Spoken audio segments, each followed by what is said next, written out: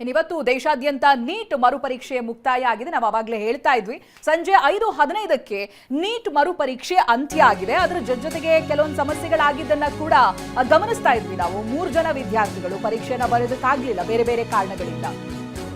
ಹಾಗೆ ಇವತ್ತು ಮಧ್ಯಾಹ್ನ 2ರಿಂದ ಆರಂಭ ಆಗಿದ್ದು ನೀಟ್ ಮರುಪರೀಕ್ಷೆ ಸಂಜೆ 5:15ಕ್ಕೆ ಮುಕ್ತಾಯ ಆಗಿದೆ. ಅದರ ಜೊತೆಗೆ ವಿಶೇಷ ಏನಂತ ಹೇಳಿದ್ರೆ, ಈ ವಿಶೇಷ ಚೇತನ ಅಭ್ಯರ್ಥಿಗಳಿಗೆ ಸಂಜೆ 6:20ವರೆಗೂ ಕೂಡ ಸ್ಪೆಷಲ್ ಅವಕಾಶವನ್ನ ಮಾಡಿಕೊಡ್ತಾರೆ ಎಕ್ಸಾಮ್ ಅನ್ನ ಬರೆಯೋದಕ್ಕೆ. ಇನ್ನು 20 ನಿಮಿಷಗಳವರೆಗೆ ವಿಶೇಷ ಚೇತನ ಅಭ್ಯರ್ಥಿಗಳು ಪರೀಕ್ಷೆಯನ್ನ ಬರೀಬಹುದಾಗಿದೆ. 6:20ವರೆಗೂ ಕೂಡ ಅವಕಾಶ ಇರುತ್ತೆ. ಇನ್ನುಳಿದಂತ ವಿದ್ಯಾರ್ಥಿಗಳ ಪರೀಕ್ಷೆಯ ಅವಧಿ ಮುಕ್ತಾಯ ಆಗಿದೆ. 5:15ವರೆಗೂ ಕೂಡ ಅವಕಾಶ ಇತ್ತು.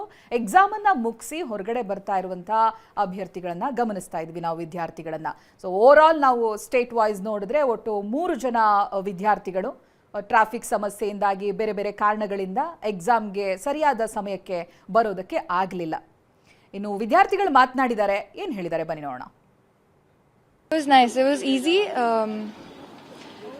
Biology section was easy. Physics was a little hard for me. Chemistry was fine. From last time, no, I think it was the same. Same. Yeah, it wasn't that different. It was same only. Same difficulty. Any pattern changes? Biology easy ittu. Physics and chemistry tough ittu. Maybe ಈ ಸತಿ ಇನ್ನೂ tough ಮಾಡಿದ್ದಾರೆ. But ನನ್ನ ಪ್ರಕಾರ ಆ ಲೆವೆಲ್ಗೆ 2025 paper ಲೆವೆಲ್ಗೆ tough ಇರಲಿಲ್ಲ. But physics and chemistry tough ಇತ್ತು. Number of easy questions and tough questions ಅಲ್ಲಿ ವೇರಿ ಇತ್ತು. ಈ ಸತಿ ಈಸಿ ಕ್ವೆಶನ್ಸ್ ಅಷ್ಟು ಕೊಟ್ಟಿರಲಿಲ್ಲ ಫಿಸಿಕ್ಸ್ ಮತ್ತೆ chemistry. Paper was fine. Physics ಸ್ವಲ್ಪ ಟಫ್ ಇತ್ತು, physics and chemistry. Bio was easy. Physics ಹೋದ್ಸಲ ಸ್ವಲ್ಪ ಡೈರೆಕ್ಟ್ ಇತ್ತು, ಈ ಸಲ ಅಷ್ಟೊಂದು ಇರಲಿಲ್ಲ, ಸ್ವಲ್ಪ ಟ್ರಿಕ್ಕಿ ಇತ್ತು, ಲೆಂತಿ ಕ್ವೆಶನ್ಸ್ ಇತ್ತು. ಪೇಪರ್ ಚೆನ್ನಾಗಿತ್ತು. ಬಯೋ ಕೆಮಿಸ್ಟ್ರಿ ಪರವಾಗಿರಲಿಲ್ಲ. ಫಿಸಿಕ್ಸ್ ಸ್ವಲ್ಪ ಟ್ರಿಕ್ಕಿ ಇತ್ತು ಈ ಸಲ. ಪೇಪರ್ ಸ್ವಲ್ಪ ಲೆಂತಿ ಟ್ರಿಕ್ಕಿ ಇದೆ ಲಾಸ್ಟ್ ಟೈಮ್ಗಿಂತ ಕಂಪೇರ್ ಮಾಡಿದ್ರೆ. ಪೇಪರ್ ಲಾಸ್ಟ್ ಟೈಮ್ಗಿಂತ ಕಷ್ಟ ಇತ್ತು. ಫಿಸಿಕ್ಸ್ ಮತ್ತು ಕೆಮಿಸ್ಟ್ರಿ ನೋಡ್ಕೊಂಡ್ರೆ ಕಷ್ಟ ಇತ್ತು. ಬಯೋಲಿ ಅಸರ್ಷನ್ ರೀಸನ್ನು ಸ್ಟೇಟ್ಮೆಂಟ್ ಕೇಳಿದ್ರು, ಲಾಸ್ಟ್ ಟೈಮ್ ಕೇಳಿರಲಿಲ್ಲ. ಸೊ ನೋಡಿದ್ರೆ 3 ಕಷ್ಟ ಇತ್ತು. ಲಾಸ್ಟ್ ಟೈಮ್ ಕೂಡ ಪೇಪರ್ ಓಕೆನೇ ಇತ್ತು. ಸೆಕ್ಯೂರಿಟಿ ಆಮೇಲೆ ಕ್ಯಾನ್ಸಲ್ ಎಲ್ಲ ಆಗಿ ಮತ್ತೆ ಹೊಸ ಸೆಂಟರ್, ಹೊಸ ರೋಲ್ ನಂಬರ್ ಎಲ್ಲ ಆಗಿ ಸೆಕ್ಯೂರಿಟಿ ಪರವಾಗಿಲ್ಲ, ಓಕೆ, ಇಟ್ ವಾಸ್ ಗುಡ್. ಈ ಪೇಪರಲ್ಲಿ ಕಂಪ್ಯಾರಿಟಿವ್ಲಿ ಲಾಸ್ಟ್ ಟೈಮ್ಗಿಂತ ಕೆಮಿಸ್ಟ್ರಿ ಟಫ್ ಇತ್ತು, but bio was good, the same ಇತ್ತು. ಫಿಸಿಕ್ಸ್ moderate to difficult ಇತ್ತು. So it was okay, better than last time. So first exam ಅಲ್ಲಿ physics easy ಇತ್ತು, but ಇಲ್ಲಿ bio easy ಇತ್ತು. ಈ ಪೇಪರ್ ಟಫ್ ಆಗಿತ್ತು ಈ ಸತಿ ಪೇಪರ್ ಏನು ಈಸಿ ಇರಲಿಲ್ಲ. ಪೇಪರ್ ಕಷ್ಟ ಆಯಿತು. ಫಿಸಿಕ್ಸ್ ಕೂಡ ತುಂಬ ಟೈಮ್ ತಗೊಂತು. ಕೆಮಿಸ್ಟ್ರಿನೂ ಸ್ವಲ್ಪ ಟೈಮ್ ಕನ್ಸ್ಯೂಮಿಂಗ್ ಇತ್ತು. ಬಯೋ ಸ್ವಲ್ಪ ಟ್ರಿಕ್ಕಿ ಇತ್ತು. ಲಾಸ್ಟ್ ಟೈಮ್ ಎಕ್ಸಾಮ್ ಬರ್ದಿದ್ರಿ, ಈ ಸಲ ಹೇಗೆ? ಲಾಸ್ಟ್ ಟೈಮ್ಗಿಂತ ತುಂಬ ಕಷ್ಟ ಆಯಿತು. ಹೇಗಿತ್ತು ರೂಲ್ಸ್ ಎಲ್ಲ ಈ ಸತಿ? ರೂಲ್ಸ್ ಎಲ್ಲ okay, but then paper was tough ಅಷ್ಟೇ. ಪೇಪರ್ ಕಷ್ಟ ಇತ್ತು ಈ ಸತಿ, ಸ್ವಲ್ಪ ಲೆಂತಿ ಇತ್ತು ಹೇಳ್ಬೋದು.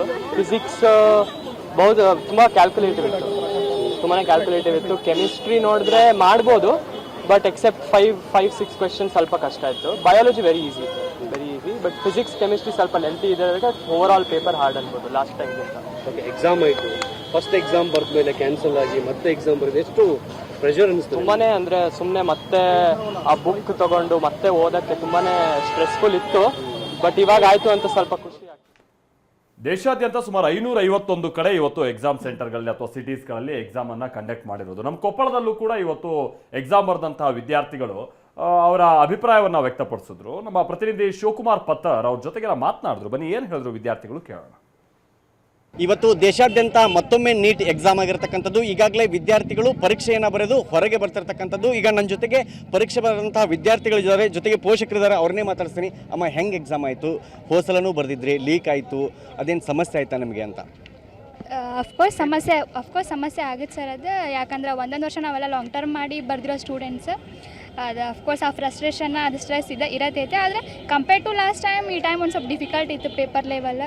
ಫಿಸಿಕ್ಸ್ ಲೆಂದಿ ಕ್ವಶನ್ಸ್ ಇದು ಆ್ಯಸ್ ಲೈಕ್ 2025 ಹಂಗೆ ಆತ. ಫಿಸಿಕ್ಸ್ ಸೇಮ್ 2025 ಹಿಂಗೆ ಲೆಂದಿ ಕ್ವಶನ್ಸ್ ಇದು. ಈ ಸರ್ತಿನೂ ಲೆಂದಿ ಕ್ವಶನ್ಸ್ ಇದು. ಭಾಳ ಕಾನ್ಸೆಪ್ಚುವಲ್ ಬೇಸ್ಡ್ ಇದು, ಫಾರ್ಮುಲಾ ಬೇಸ್ಡ್ ಕ್ವಶನ್ಸ್ ಯಾವ ಇರಲಿಲ್ಲ. ಕಂಪೇರ್ ಟು ಅದು ಇದು ಡಿಫಿಕಲ್ಟ್ ಇತ್ತು ಸರ್ ಪೇಪರ್. ಸರಿ ಈಸಿ ಇತ್ತು. Easy level and moderate level ಇತ್ತು, ಬಟ್ ಈ ಸರ್ತಿ ಸ್ವಲ್ಪ ಡಿಫಿಕಲ್ಟಿ ಲೆವೆಲ್ ಜಾಸ್ತಿ ಇತ್ತು. ಮೇಡಮ್, ಈ ಸರಿ 15 ನಿಮಿಷ ಎಕ್ಸ್ಟ್ರಾ ಟೈಮೂ ಕೊಟ್ಟಿದ್ರಲ್ವಾ ನಿಮಗೆ? 15 ನಿಮಿಷ ಎಕ್ಸ್ಟ್ರಾ ಟೈಮ್ ನಾವು ಭಾಳ ವರ್ಷದಿಂದ ಕೇಳಾತಿದ್ವಿ ಸರ್ ಅವರಿಗೆ. ಅದು ಫಾರ್ಮ್ಯಾಲಿಟೀಸ್ ಎಲ್ಲ ಫಿಲಪ್ ಮಾಡ್ಕೊಳ್ಳೋದಿರ್ತೈತಿ, ಎಲ್ಲ ಇರ್ತೈತಿ ಅಂತ ಭಾಳ ಟೈಮಿಂದ ಕೇಳಾತಿದ್ವಿ. ಬಟ್ ಅವ್ರು ಈ ಸರ್ತಿ ಕೊಟ್ಟಾರು. Maybe question paper tough ಬರ್ತೈತಿ ಅಂತ ಜಾಸ್ತಿ ಮಾಡಿದ್ರೆ ಏನೋ ಡೋಂಟ್ ನೋ, ಬಟ್ ಹೆಲ್ಪ್ ಆಯಿತು. ಈಗ ಈ ಭಾಳ ಜನನೂ ಎಕ್ಸಾಮ್ ಬರೆದ್ರು ಮೇಡಮ್. ಇಡೀ ದೇಶಾದ್ಯಂತ ಎಕ್ಸಾಮ್ ಆಯಿತು, ಎಲ್ಲೋ ಒಂದು ಕಡೆ ಲೀಕ್ ಆಗಿದ್ದು ಇಷ್ಟು ಜನ ವಿದ್ಯಾರ್ಥಿಗಳಿಗೆ ಸಮಸ್ಯೆ ಆಯ್ತಲ್ಲ. ಏನು ಮಾಡೋದು, ಸಿಸ್ಟಮ ಇರೋದು ಹಂಗೈತಿ. ಸಿಸ್ಟಮ ಕರಪ್ಟ್ ಇರಬೇಕಾದ್ರೆ ಸ್ಟೂಡೆಂಟ್ಸ್ ಏನು ಮಾಡೋಕ್ಕಾಗೈತಿ? ಒಂದು ಕಡೆ ಪ್ರಾಬ್ಲಮ್ ಆದರೆ ಎಲ್ಲ ಸ್ಟೂಡೆಂಟ್ಸ್ ಸಫರ್ ಆಗತ್ತೀವಿ. ಅದನ್ನ ಆ್ಯಕ್ಚುಲಿ ಮಾಡೋರು ತಿಳ್ಕೊಬೇಕಾಗಿತ್ತು, ತಿಳ್ಕೊಂಡಿಲ್ಲ. ಸಿಸ್ಟಮೂ ಎಲ್ಲಿ ಲೀಕ್ ಆಗೈತಿ ಅಲ್ಲಷ್ಟೇ ಎಕ್ಸಾಮ್ ಮಾಡ್ಬೋದಿತ್ತು, ಆದರೆ ಈ ಡಿಸಿಷನ್ ಯಾಕೆ ಗೊತ್ತಾಗಲಿಲ್ಲ. ಈ ಸಲ ಮಗಳದ್ದು ಎಕ್ಸಾಮ್ ಚಲೋ ಆಗೈತೆ ಅಂತ. ಚೆನ್ನಾಗೈತೆ ಸರ್, ಚೆನ್ನಾಗೈತೆ, ಒಳ್ಳೆ ಚೆನ್ನಾಗೈತೆ. ಸ್ವಲ್ಪ ಹೊರೆ ಆಗತ್ತಲ್ಲ ಪೋಷಕರಿಗೆ. ಏನೋ ಸ್ವಲ್ಪ ಅವಾಗಿನ ಇವಾಗ ಗುಣ ಬಂದ್ರೆ ನಮ್ಗೆ ಚೆನ್ನಾಗೈತೆ ಅಂತ ಅನಿಸುತ್ತೆ. ಈಗ ಓವರ್ ಟೈಮ್ ಎಕ್ಸಾಮ್ಕಿನ್ನ ಈ ಸಲ ಕಡಿಮೆ ಆದರೆ ಕಷ್ಟ ಅನ್ಸುತ್ತೆ. ಆದರೆ ಒಂದು ಸ್ವಲ್ಪ ಒಂದು 4 ಮಾರ್ಕ್ ಸರ ಜಾಸ್ತಿ ಆದರೂ ಸ್ವಲ್ಪ ನಾವು 10-15 ಸಾವಿರ ರೂಪಾಯಿ ಖರ್ಚು ಮಾಡಿದಕ್ಕೂ ಸ್ವಲ್ಪ ಗುಣ ಅನಿಸ್ಬೋದು ಅನ್ಸುತ್ತೆ. ಈ ಸಲ ರಿಸಲ್ಟ್ ಬಂದ ಮೇಲೆ ಗೊತ್ತಾಗುತ್ತೆ ಸರ್. ಕಳೆದ ಬಾರಿ ಮಗಳ ಎಕ್ಸಾಮ್ ಚೆನ್ನಾಗಾಗಿತ್ತು, ಈ ಸಾರಿ ಕೂಡ ಚೆನ್ನಾಗಾಗಿದೆ ಅಂತ ಹೇಳ್ತಿದ್ದಾರೆ. ಒಳ್ಳೆ ರಿಸಲ್ಟ್ ಬಂದರೆ ಸಾಕು ಅನ್ನೋದು ಇಲ್ಲಿರ್ತಕ್ಕಂಥ ಪೋಷಕರ ಮಾತು. ಜೊತೆಗೆ ಕಳೆದ ಬಾರಿ ಎಕ್ಸಾಮ್ ಟಫ್ ಇತ್ತು, ಈಸಿ ಇತ್ತು, ಆದರೆ ಈ ಬಾರಿ ಸ್ವಲ್ಪ ಟಫ್ ಇತ್ತು.